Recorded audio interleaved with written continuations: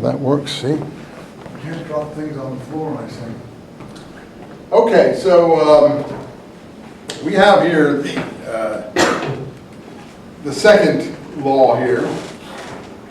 Moses gets this second law here at the end of 31. When he finished speaking, he gave him the tablets. No, we've already done that. Hold on. Where did we leave off? What chapter were we on? 34. 34, yeah. Okay, so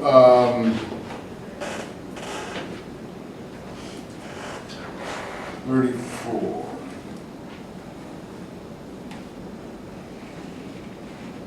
Where's the passage? Oh, there it is. 32 was the blot out of your book. Okay.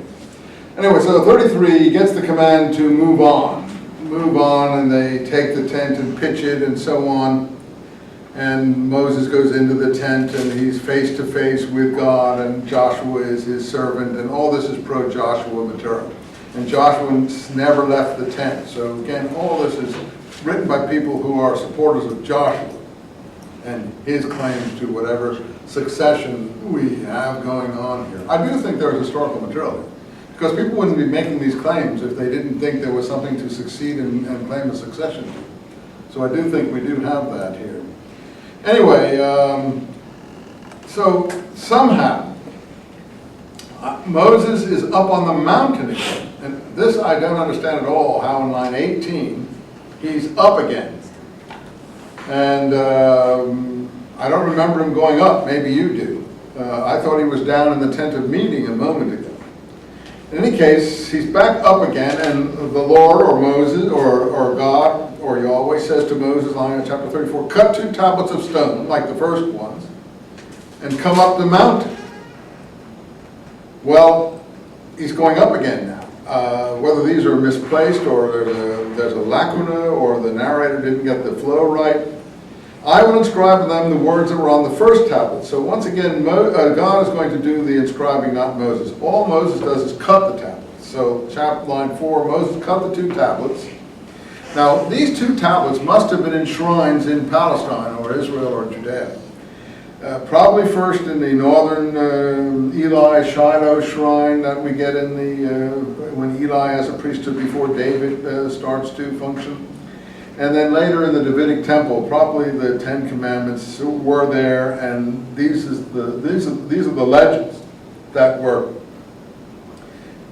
presented or explaining how and why they were there, and the explanations of who cut them and so on and so forth. And of course, Jewish synagogues to this day have these commandments somewhere in the synagogue, usually over the what they call the pulpit, like in a Christian environment. So they use the same language. At least the Reform and Conservatives do.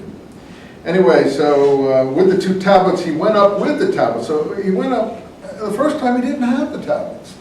So he didn't even cut them as far as I know. So this is another variant picture. Again, it's more logical. Someone has to take the tablets up. God just didn't write on some old stones up there.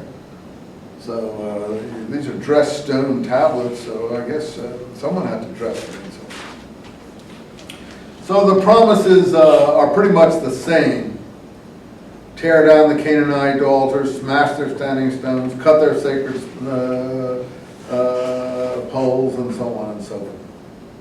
And then again, line 28. Oh, by the way, there's your passage you were asking about, 26. You must not boil a kid in its mother's milk. You were asking about that there a second time. So again, why you need it twice, I don't know, except the pretense is we broke the first one, but it wasn't even on the tablets the first time. He couldn't have written all this on the tablets. So again, it isn't a very logical, convincing presentation of how all this happened. But be that as it may, it could be that boiling a kid in its mother's milk has more significance than maybe I'm giving it. And I don't see it, but it could be that it's repeated twice and it seems so important. But on the other hand, it seems to me you shouldn't be cruel to animals, or cruel to any person, or being.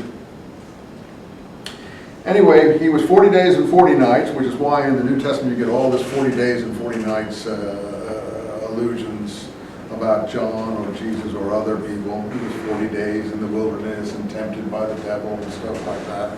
It's from these 40 days and 40 nights allusions here in the earlier text. And it looks like this time Moses does the inscribing. He inscribed them on the tablets. It's not clear if it's God or Moses here. Here, by the way, is the thing that Paul is talking about, line 29. His face was radiant after speaking with the Lord when he came down, you see? His face was radiant. That's the passage, Paul. And when Moses had finished speaking, I should have read this to you at that time, he put a veil over his face. And whenever he went into the Lord's presence, he would remove the veil until he came out again.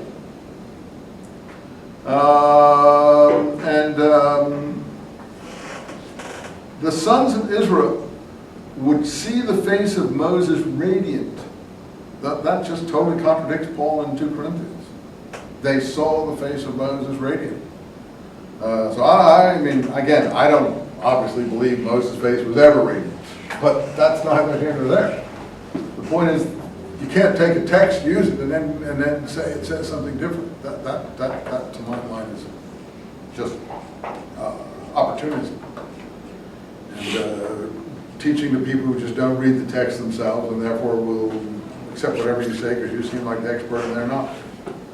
Moses would put the veil back over his face until he returned to speak with Yahweh because he didn't want the people to be obviously irradiated by what he was saying. Well, okay, that little episode is past. And we're back to the legal material of the priesthood. And it doesn't even give an explanation for it, just gives it. It's a second time. It even has Bezalel being the craftsman here in 36:2 and 35:30. Yahweh singled out Bezalel, son of Uri. So it's just another text line they had, and they put it again in here. And 37:1, Bezalel made the ark. To my mind, that is really has to do with the Temple of David. 38:22, Bezalel, son of Uri, son of Hur, the tribe of Judah, made all that the Lord had directed Moses to have made. And another fellow, Oholiab, son of Ahisamach, of the tribe of Dan, was the engraver, damask weaver, embroiderer, violet shade, red, crimson stuff, fine linen. And again, where did they get all this in the wilderness? It's beyond me. And the vestments. So these are families, obviously the Oholiab person must have been the father of an embroiderer or weaver family that claimed, you know how so you go into a certain store and they have their credentials, we're tailors to the queen. We've been tailors to the queen since 300 years or something. I've seen some of the TV programs they show, they've gone into things from Shakespeare's time. The person brings out the actual material Shakespeare's talking about in his plays that they had still 300 years ago and still today in shops in England. So this must be a similar time frame here. There will be 300 years later groups of people claiming that they were the ones that made all this in the desert for the leader Moses. And then of course the temple craftsmen would claim descent from Bezalel. So then 40, Aaron gets investment. Clothe Aaron with sacred vestments, line 13. Anoint and consecrate him to serve me in the priesthood in perpetuity from generation to generation, line 15. Well, there you go. I mean, there's obviously a pro-Aaron presentation here that Moses is consecrating Aaron, and then there's an anti-one that says he didn't deserve it at all. And the cloud, line 34 of chapter 40, covered the tent of meeting, and Moses could not enter the tent because of the cloud, because the glory filled the tabernacle. At every stage of the journey, whenever the cloud rose from the tabernacle, the sons of Israel would resume their march. If it did not rise, they would wait. For the cloud of the Lord rested on the tabernacle by day, and a fire shone within the cloud by night for them all to see. And so it was on every stage of their journey. Highly mythologized. Okay, Leviticus, a lot of material about sacrifice and tribal numbers and laws and numbers. Of course, it's called numbers because you have a lot of genealogies given in it and things at that time. but there's a lot of historical material, Deuteronomy, a second presentation of the revelation of the law of Moses from a later codification, it seems.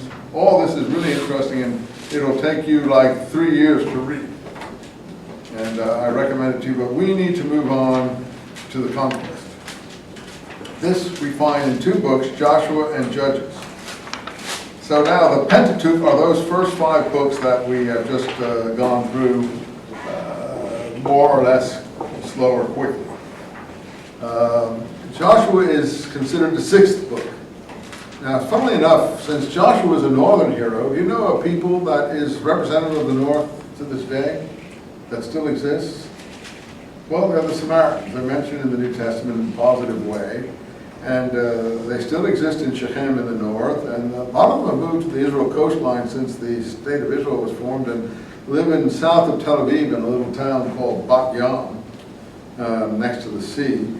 And I think there's more Samaritans living there than up in Shechem, but they still have their Paschal festivities on the Mount of Samaria, overlooking Shechem, on the 2 mountains we'll get in the book of Joshua, Mount Ebal, and its opposing hill where Joshua is presented as gathering all the people. Now, you think we're done with problems. Well, anyway, for the Samaritans, Joshua is the 6th book. Their Pentateuch only is 6 books. Pentateuch means 5. They have 6 books. They don't have any of the rest of the Bible. They only have the first 6 books up to Joshua. They claim that everything after Joshua is corrupted by the Southerners, by the Judeans, and they don't observe any of it. They only have 5 books of Moses and the book of Joshua. And they don't agree with the Jerusalem temple, and they don't agree with the Davidic monarchy, and they don't agree with the fact that a monarchy or a temple was set up in Jerusalem. It should have been set up in Samaria, and that's why they only have the book of Joshua. Not laughing at them, I'm just saying these things still exist, they still have it, and it's still there. It's one of the oldest Pentateuch or proto-Bibles in existence. It's called the Samaritan Pentateuch. Okay, now also Deuteronomy deals with Moses dying, and he doesn't come into the promised land, as you know. Or you may not know, but that's part of the presentation, that he is not allowed to come in. And chapter 1 of Joshua begins there. When Moses, the servant of Yahweh, was dead, Yahweh spoke to Joshua, son of Nun, Moses' adjutant, or second in command. Moses, my servant, is dead. Rise, it's time to cross the Jordan. And every place you tread, I shall give you as I declared to Moses, from the wilderness and Lebanon to the great river and the great sea. So that's a similar promise we had earlier. Again, it would make everyone in the Middle East quake in their shoes if the Jews really ever meant what they say here, which they don't, obviously, but it's enough to make people fear the Bible, I think. Anyway, God is commanding now Joshua, and we're going to have the same problems in this book as we had in the others, fortunately or unfortunately. Notice we had Yahweh at the beginning there, and then pretty soon we're into God again. So we're getting the same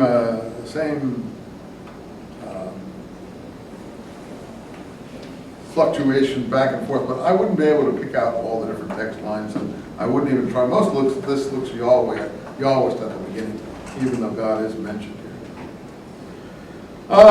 Be strong, stand firm, line 9. Get provisions ready, line 11, for 3 days. You will cross the Jordan in 3 days and take possession of the land which the Lord promised you. So here are the different tribes. In the previous Numbers and Deuteronomy books, we've had the Reuben, Gad, and half Manasseh has been given territory in Transjordan. They don't have to cross over.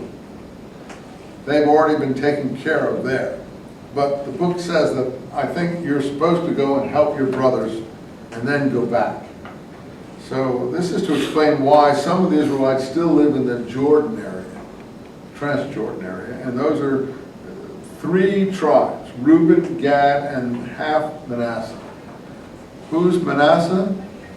He is the older brother of Ephraim. Half goes on the other side of the Jordan, half goes with Ephraim on the, what's called the, I guess you'd say the western part of the Jordan. Okay, so you are fighting men and must go over with your weapons in front of you. So from slaves, by line 14, these are warriors. And it's a bit different, it's a strange transformation. Now, I don't have the answer for how it occurred and what that means historically. Well, here's a very famous episode, chapter 2, Rahab the harlot. Well, I guess she is a harlot, but I mean, she protects the messengers who go in to spy out the situation. Joshua sends some men to reconnoiter the situation in Jericho. And that's what chapter 2 is about. And she gets the men to swear that they will be kind to her descendants, line 12 and 13, for the fact that she sheltered them when they came into the city. And here's the first letting down in a rope from a house that we have in the book of Acts. Paul let himself down the walls of Damascus in a basket. This is letting people down in a rope because she lived by the wall. Finally, they tell her, when we come back, tie a scarlet cord to the window from which you let us down, meaning line 18, as a sign that we would not destroy you with the others because you gave sanctuary and so on. It's a nice little vignette. But what does it mean? I think that they were still descendants of Rahab living at the time this was put down, and the traditions in their family were that this is why they were protected by the Hebrews or the Jews or the Israelites, that their ancestor had given them shelter in the original conquest period. Now these traditions are hard to gainsay. I can't imagine people would keep traditions like this if there wasn't some element of truth in them. So whoever says there was no conquest and things like that a lot of modern scholars try to say on the basis of archaeological evidence, I think, there's textual evidence here that there is, including traditions of Rahab the harlot, which clearly is something that later descendants are valuing, and they wouldn't value it if it didn't have some substance relating to the original events, it seems to me. So you'll have to decide that. Now here's the interesting thing of crossing the Jordan and the 12 standing stones, and this is very hard to follow. First of all, the ark is being carried, line 3, by the Levitical priests. Sanctify yourself, for tomorrow the Lord will work wonders for you. So they're getting ready to cross. And they're given the command again to expel the local peoples, line 9 and 10. Choose 12 men, line 12 and 13, from the tribes of Israel, one from each tribe. And when the priests go with the ark, have set foot in the waters, the upper waters of the Jordan will flow down, will stop and stand still. Oh, here we go again. We're having another parting of a sea. This time it's a river. The Jordan River is also, I don't know if you knew that, going to part for Joshua and his people according to this account. And they're going to go across on dry shod, because they're carrying the ark. Pretty miraculous. I don't know what it means. So anyway, when they got there, line 15, those carrying the ark came to the waters, and the water stood still, line 16, and made one heap, just like in the Red Sea episode. From Adam to the fortress of Zarethan, and going down into the salt sea, which is the Dead Sea. And the people crossed opposite Jericho, the priests carrying the ark. And they stood on dry ground in mid-Jordan. Do you have the same translation, basically? Okay, so according to this, they're on dry ground. Now, Joshua, in chapter 4, he says, choose 12 men. Well, I thought we just did that. I think we're going to get overlap here again of two different traditions. And give them this command. take from the mid-Jordan 12 stones. Why? Because the river stopped and you can take the stones out of the middle of the river. Take them with you, set them down at the camp where you pass the night. So on the other side of the Jordan, where they camp after passing across the Jordan, he's to take 12 stones from the river and, like Moses did, set up 12 standing stones for the 12 tribes again. So he called 12 men, we've already more or less had that, and he tells them, pass on before the ark of Yahweh your God into mid-Jordan, and each of you take. Well, they've already done this. This is a repeat. This is like freeze frame, like you've taken the video and then made it go back. So here we go again. So they each of you take one stone and then make a memorial of this in your midst. When in the days to come your children ask, what do these stones mean? You see, there was a stone circle there. That stone circle is called Gilgal, because that means circle. So I think the Israelites are giving it a new meaning. I think it was always already there. In other words, there was a Paleolithic or whatever that early Stone Age period is called, from just like in England and all around France and all the islands from France and the northern waters there. They have standing stones everywhere like that, stone circles. Anyway, the waters of the Jordan separated in front of the ark. And these stones are an everlasting reminder to the Israelites. So they did as they were told. They took 12 stones from mid-Jordan to match the number of tribes. And they carried them over to the camp and set them down. Then Joshua set up the stones in mid-Jordan, in the spot where the feet of the priests had carried the ark, and they are there even now. Now, hold on. Do you have that, what I have there in chapter 9:9, that Joshua took the stones and put them in the middle of the river? It's something crazy going on in this text, you see. It's almost impossible to follow. It's freeze frame, repeat, back, repeat, and a splicing is going on, but I can't sort it out. All I can tell you is that they weren't put in the middle of the river. They were taken from the middle of the river according to the tradition. And they were put on the river's edge where they camped. And that was there to this day. Maybe the river changed its course at some time, because rivers do, and so another tradition had, the stones are in the middle of the river. You follow me? So it could be like lots of rivers, Colorado River changes all the time and everything. Could be the Jordan, moved a couple of, 20 yards one way or the other. And then at some point to writers, the stones appeared to be in the river, so they have a different tradition, that he set them up in the middle of the river. I don't know what's going on here. All I can tell you is that the place that is Joshua's camp is where 12 standing stones either stood before this or were put there as a commemoration after this. And that's why it's called Gilgal. And look at that. They are there even now. Do you have that in line 9? Well, what does that tell you? Did God write that? No, of course not. God doesn't say they're there even now. Men say that. Men say, what now? When we're writing this? Well, when are you writing it? 9th century, 8th century, 7th century, I don't know when. They're there at the time that we're writing it. It's not God saying that they're there even now, because they were there back. God doesn't say they're there now. Men say that because they're writing after the fact. So that's another proof for, I hate to be cruel, but that this is not a divine book in that sense, and the authors don't mean it to be. So the people say this is the Word of God. I mean, it is maybe inspired by God, but nobody said every word in it is God. They're there even now means they're there at the time we are writing this book. And there's lots of material like that we will see in this book, and we've seen a bit of it previously. Anyway, so the priest took the ark. Gee, I thought they already went through.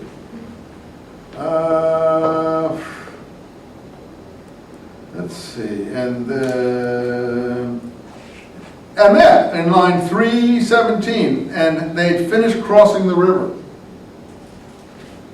In 4, they're back crossing the river again. That's because of the splicing.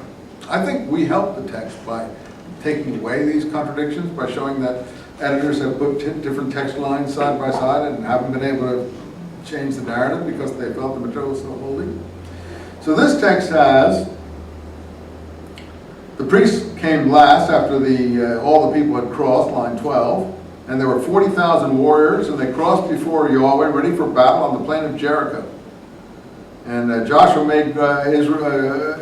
made Joshua great before Israel. They honored him as they had honored Moses as long as he lived. This is very pro-Joshua. Joshua, tell the priest carrying the ark to come up from the Jordan. And Joshua says, come up from the Jordan. And when the priest carrying the ark had come out of the Jordan, and they touched the bank, the waters returned. So the ark was so holy that the water stopped. So you got two different text lines, at least here, maybe three. Anyway, whatever you want to make of it.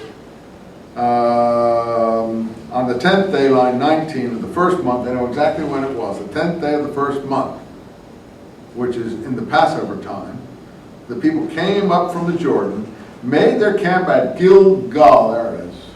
Gilgal is the place that this is. As for the 12 stones that they took from the Jordan, it's not in the mid-Jordan. They took them from the Jordan and put it on the side. They set them up at Gilgal. Okay, that's the third tradition, and that is the tradition of the shrine, obviously there at Gilgal, where Joshua first camped, and that would be always associated with his first camping, Gilgal, near Jericho. And tell the children in the days to come, when they ask their father, what's the meaning of the stones? This is where the children of Israel crossed dry shod, just like the Red Sea. And Yahweh, your God, did what he did, like it even says it, just as a sea of reeds. And then the people will know that with a mighty hand that you stand in awe of the Lord your God, that he does these things. So the people of the land, chapter 5, are very upset at what's going on here, sort of like Palestine today. But I don't think the Israelites are of one mind like they were today as they were back then. There seemed to be a lot of confusion and disagreement. But this is portraying everything as if it's all agreed. I don't know if it was then either. Anyway, the country west of the Jordan, all the kings of the Canaanites had heard what was happening, and they grew faint. So here's another travelogue location. Line 3. Yahweh said to Joshua, make flint knives and circumcise the Israelites again. What? They weren't circumcised in the desert? Because there's a hill called the Hill of the Foreskins. So Joshua did this. All the males who had come out of Egypt had died in the wilderness. That's the theory here. Line 4. But those born in the wilderness had not been circumcised. So it says. Well, that's the first we've heard of that. Why is that? Because that's the tradition of the Hill of the Foreskins. Some travel. Have you ever had a travel guide who makes up stories as he goes? These travel guides are crazy. And they're trying, hey, you see that hill over there? That's called the Hill of the Foreskins. Why is it called the Hill of the Foreskins? Oh, because the children of Israel circumcised themselves there, and they threw all their foreskins on it and built a huge hill. It's travel material, but they have to change the story then to accommodate the tradition. We didn't hear that they didn't circumcise in the wilderness.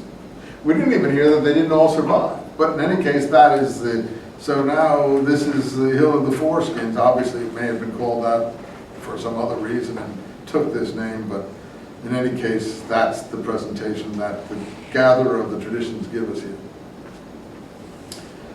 They couldn't be circumcised on the journey. Well, that's just not entertaining. So I took the shame of Egypt away. Hence it's called Gilgal until now. And I don't understand why the Gilgal has anything to do with stone and with shame. It means circles. Anyway, I have no idea what that is about. So they kept the Passover on the 14th day the way they were supposed to do in the law of Moses. And the manna stopped falling, and they lived off the produce of the country. when they got, which is Jericho is near the Jordan River. In case you need a map, here's the Dead Sea. This is the Sea of Galilee. The Jordan River runs down between the two seas, and Jericho is here. Jerusalem is here. So it's not that far away. It's only 25 miles distant. And Gilgal probably is right around there. It hasn't been found, but I know. Some people have been looking for it. Whether they found it or not, I don't know. But it'll be there someplace. Right near Jericho. And this is all a plain here. Very low, below sea level here. And it gets even more so you get down to the Dead Sea. It's a rift, yeah. Jordan Valley rift, yeah. Is there anything in nature that could be like man? I mean, anything would like produce like something? Yeah, there is supposed to be some sort of plant in the desert that grows overnight, some green moss of some kind that may be what's known as base. But I can't explain miracles. I'm just. There's nothing to do like if they go there. There's like a. There is something that does grow overnight in the desert. I've heard about that. I'm not an expert on it, but there is some sort of green sort of vegetable substance that does appear overnight in the desert in some places. But again, I don't know if that's what they're talking about. These are miracle tales, and you can read them as best I can. I don't have any better explanation than anyone else would. Anyway, let's see about this Gilgal, which to my mind we can talk about here. So Joshua circumcised everyone, line 7, and they made their camp there until they were well again. Hence the place has been called Gilgal until now, another one of those until now things. So they had the Passover there, the Mount stopped and so on. And when they got near Jericho, they saw a man standing there. And this is an angel of the host of Yahweh, line 14. Everything will be well. And this is the captain of the army of Yahweh. So God has a kind of angelic army already here, miraculously. Take your sandals off, line 15, the place upon which you were standing is holy. Where did we hear that before? Moses and the burning bush. But nothing's done with that. Okay, the place, but where is it? What is it? Again, it's just a fragment that's put in. I'm sure there was more to that particular passage than we have. And then the famous story of Jericho having walls and being difficult. And Joshua, line 17, puts the whole city under ban. Line 14, they marched around it for 6 days. And then the 7th, the priests blew their trumpets, and somehow something occurred that allowed them to get through the walls and the gates or whatever here. And Joshua says, only Rahab the harlot, line 17, is to be spared. Those are the traditions of the family of Rahab, obviously. Anyway, the war cry was raised, line 20, the wall collapsed, people stormed into the town, sort of like taking Troy, but instead of using a Trojan horse, you're using a lot of noise. And then a lot here, 22 on, Rahab is protected. And now Joshua's fame spread through the whole country. Chapter 7. The sons of Israel incurred guilt by violating this ban that he put on the property. The ban was that they shouldn't take anything under ban. That was, I don't know what they were supposed to do with it, whether that was for the people or what.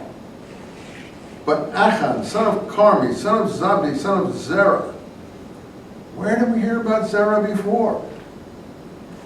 When Perez and Zerah were fighting in the womb after the relations with Tamar, and he had, I think, a red string put on his finger.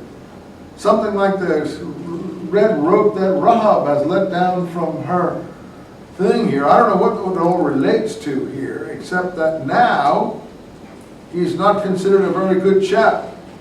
Or his descendants have done something that are not considered very good. I can't make anything more about that, except that later on that's picked up again. Look, line 16.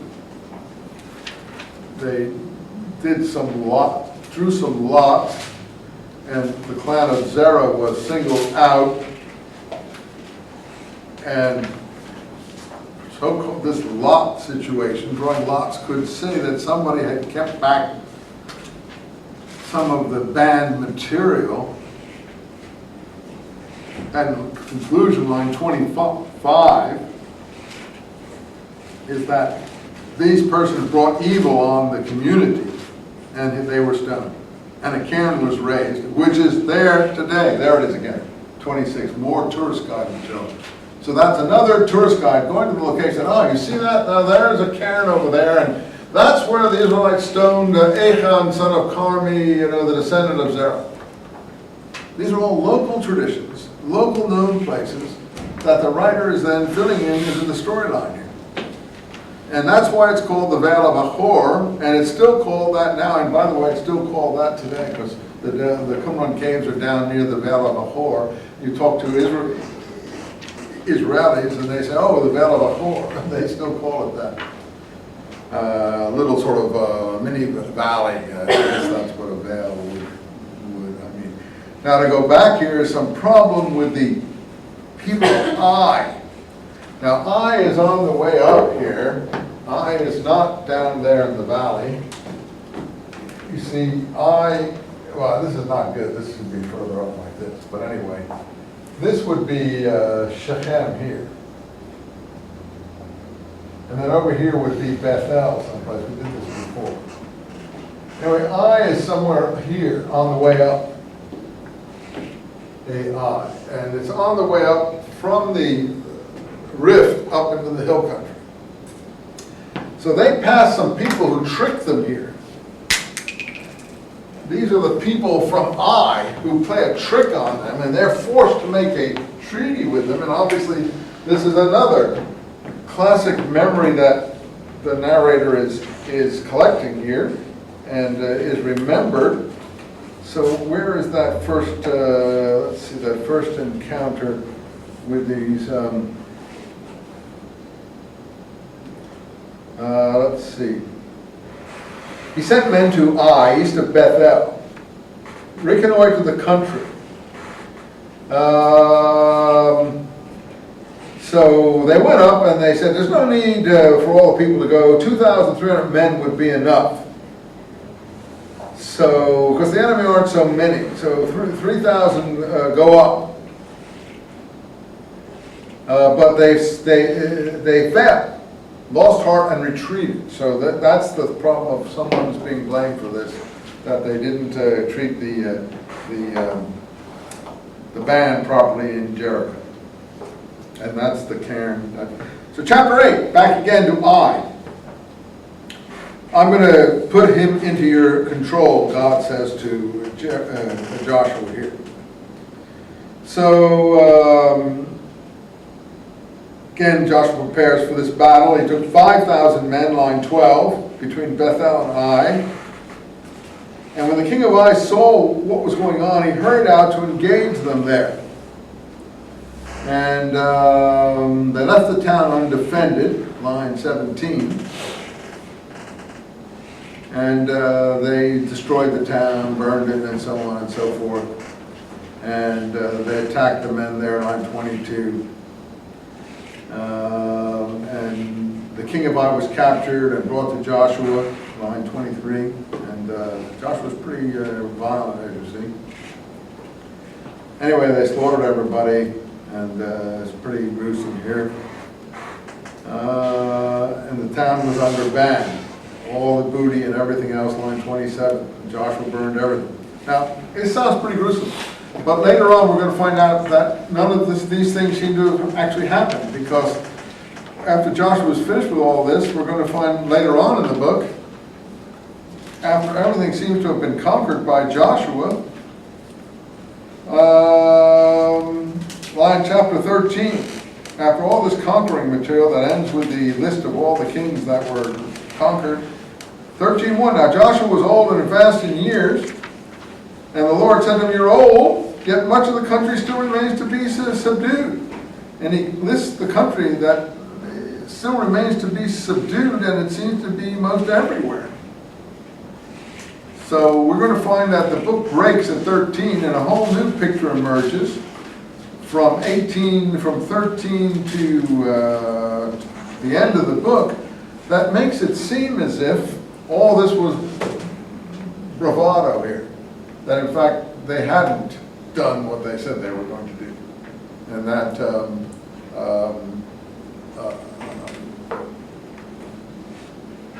this picture of the first conquest is a little overblown, to put it that way, and that there's going to have to be another conquest, and it's a much more gradual one, which agrees with the scholarly view that the conquest was more like an infiltration than an actual huge conquest, because you don't see the kind of destruction that you should see for these claims in this period.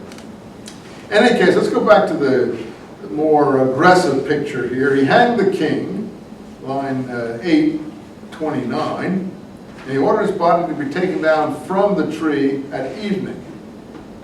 And he threw, and they reared another great cairn there, and it's still there today. The cairn is a big sort of funeral monument where people are buried under a rock pile. Right? So another one still there. Whether it really is what they say or I'll say this: it's still there at their time for sure. Something's there, but whether it has the meaning they're giving it, or they're teaching it has, or it is or it doesn't, that you'll have to decide for yourself.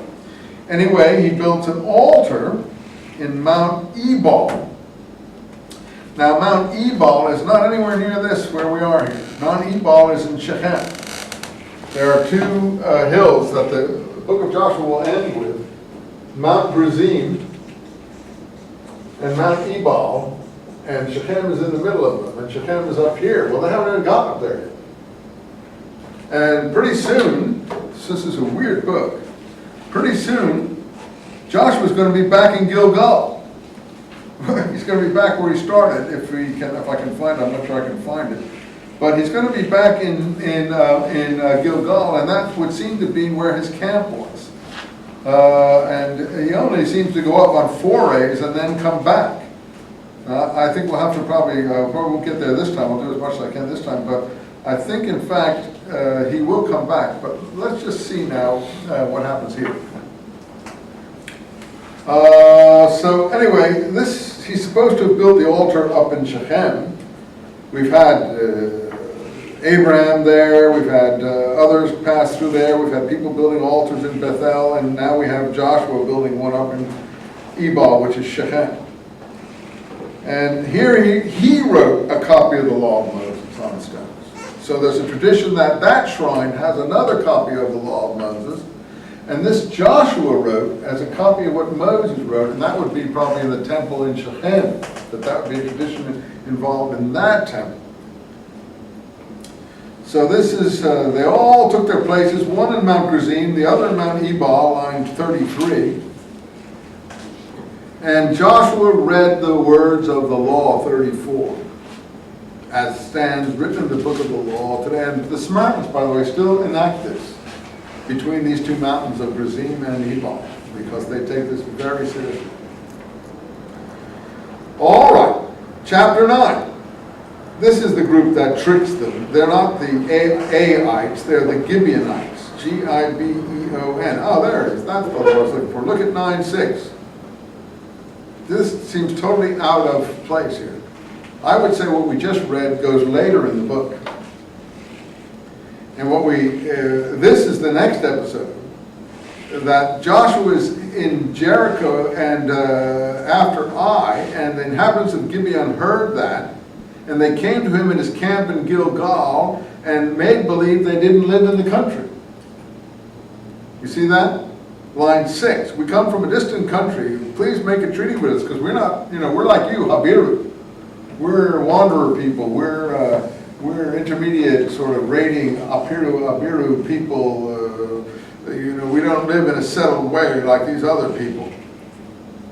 Well, where are you from? Joshua says.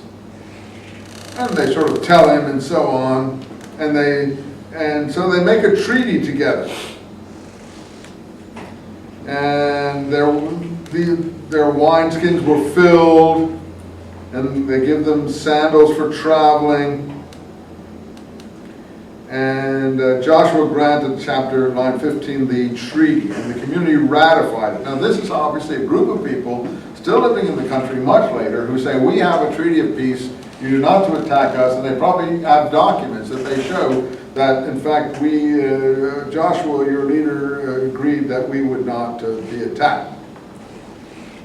But when they found out that they were actual people living there, they were upset by this. In line 19 and 20. And so they let them live, but because of the oath that they had sworn. But they made them woodcutters and water carriers, sort of like an untouchable class, like in India. So they made them into a sort of servant class, you want to call that. And Joshua said to the Gibeonites, and so this is the explanation why we have a servant class here, or a class of obviously worker, woodcutter sort of people who are doing sort of service in the temple and other places. Why did you trick us and act like you were from afar when you live right here among us? Therefore you're going to be serfs, woodcutters, water carriers in the house of God. So these are like sort of people who are in the temple, who are kind of temple people whose livelihood is tied to the temple. And this is the tradition. That the reason was that they tricked Joshua, that's why they're living. But the other side of it is because they tricked him, they're going to be wood carriers and temple cleaners and water carriers to the present day. So Joshua made them woodcutters and water carriers and bound them to the present day to wait on Yahweh's altar wherever Yahweh might choose. So these people are always there in the temples of Yahweh. And the tradition is that's because they tricked the God. Tricked Joshua. I'm sure this is not a true tradition. But anyway, it's colorful. And it's the way people try to explain history. But these are the Gibeonites. Saul comes from a place called Gibeah. I'm not sure that there's any relation or not, but it may be. In any case, they survive, but they are put in an indentured situation. But look here. Others come and make war on them. Adonizedek, line 10:3 of Jerusalem, king of Jerusalem, local king, I would say local. Do you want to go then? Cheryl, you want to go with her? Okay. Do you mind? Because I want to get her. I'll come by in about a half hour and see how you're getting on, okay? Do you mind, Cheryl? Are you together? No? Okay, fine. Thanks a lot. It's just 15 minutes. I do appreciate it because I want to get her into it. And so you have my email and you have everything, and I'll be over there anyway. You have the directions, and you go down Bellflower till you get to Stearns, take a right on Stearns. 4 or 5 blocks, you see another light. That's yeah. And I gave you the number. So all right. Okay. I'll see you guys presently. Tell her I'm coming. Okay, so now I just promised Linda that we would be able to do this.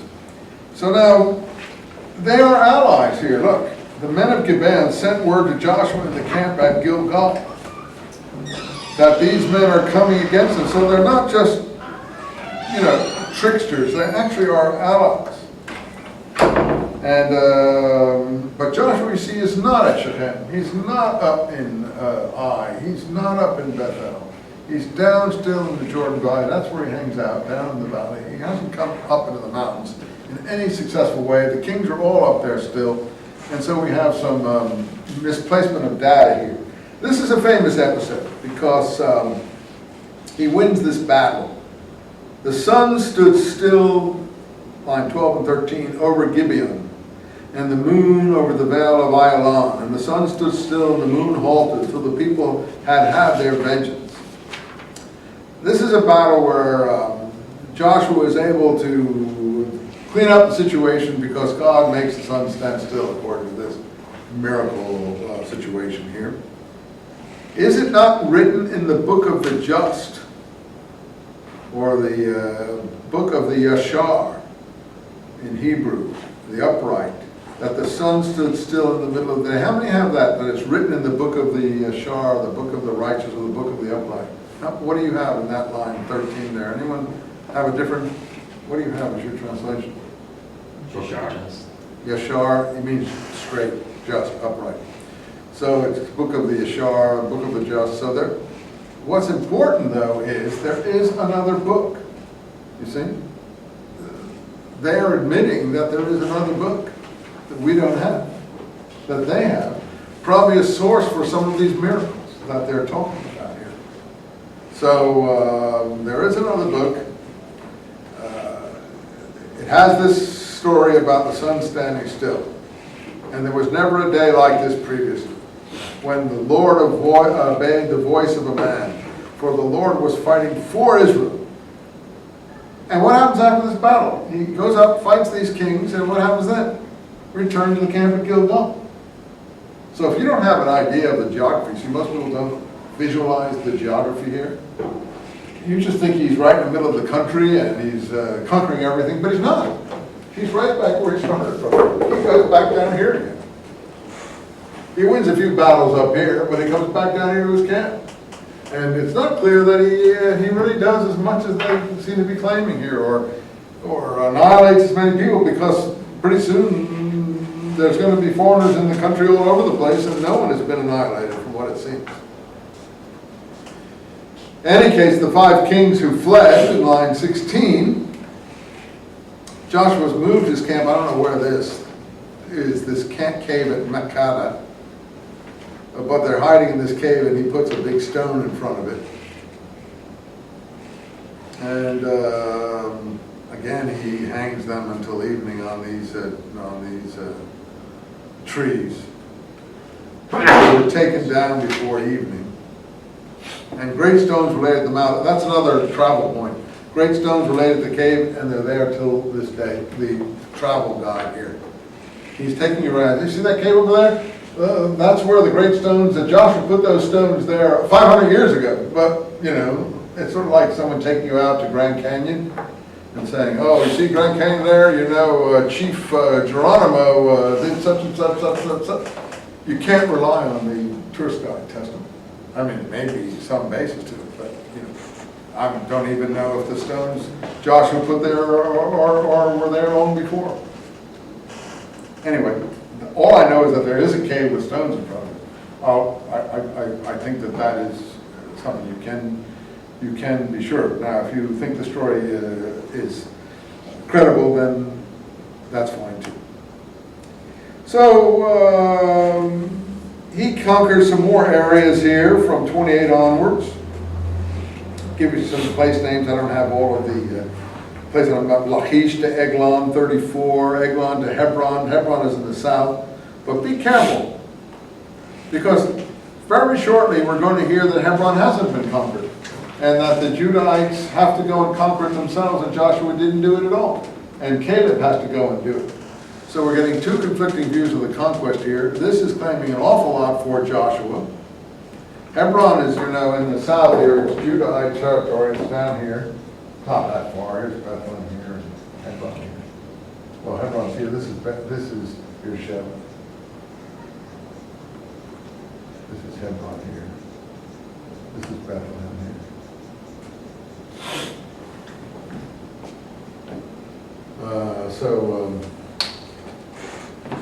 They're claiming a lot, but we're going to hear that this wasn't done.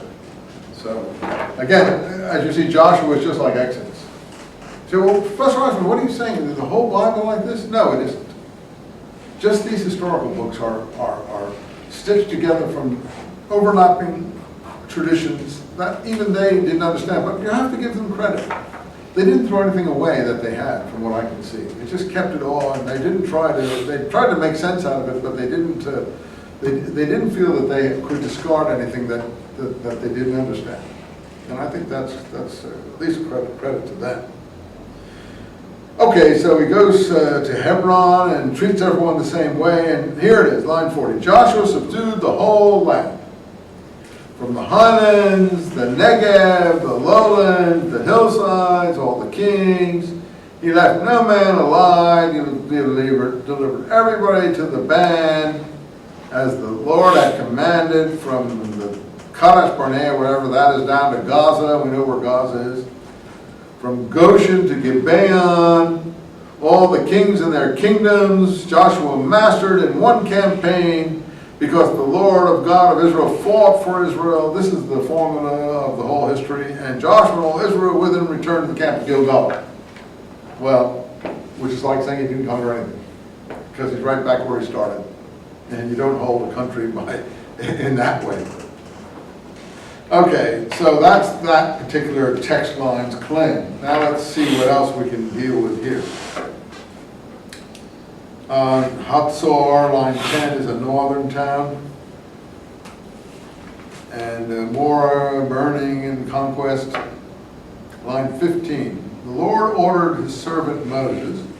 Moses in turn ordered Joshua, and Joshua carried it out. Again, the claim. Joshua mastered the whole country.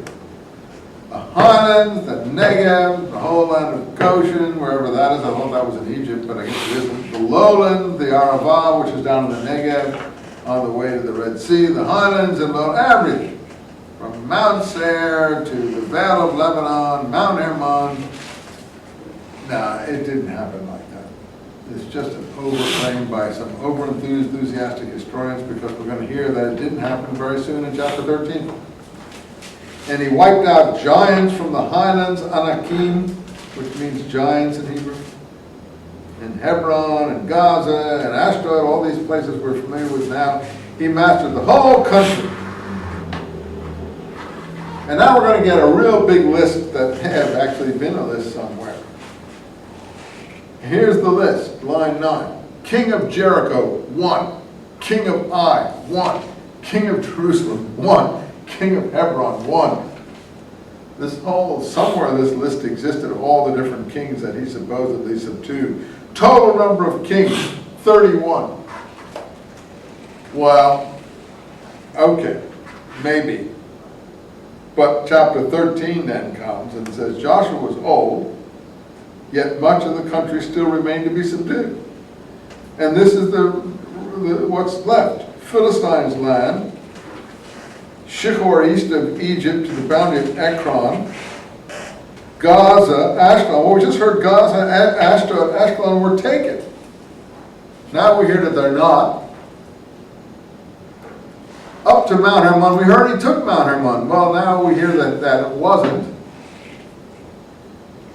And now it's time to divide up the land.